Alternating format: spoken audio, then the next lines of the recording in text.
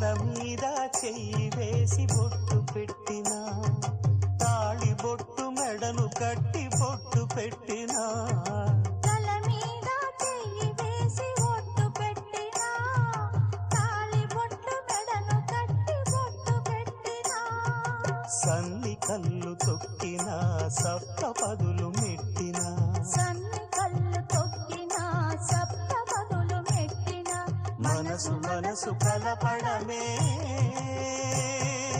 మంత్రం పరమార్థం.